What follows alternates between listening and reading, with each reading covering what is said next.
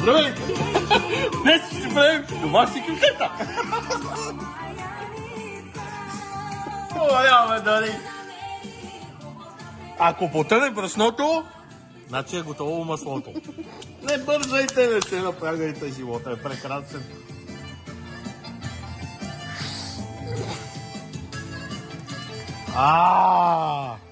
Е, това трябва да се чува. Чуваш ли? Чуваш ли как се пържи? Видя ли са? Сак.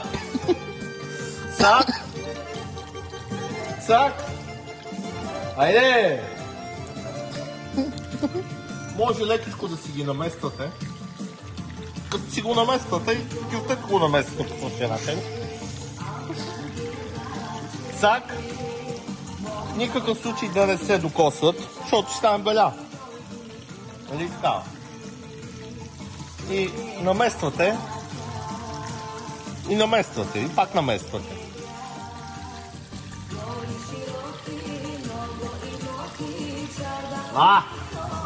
Това трябва да се чува и това трябва да се вижда, когато правите домашни кюфтета.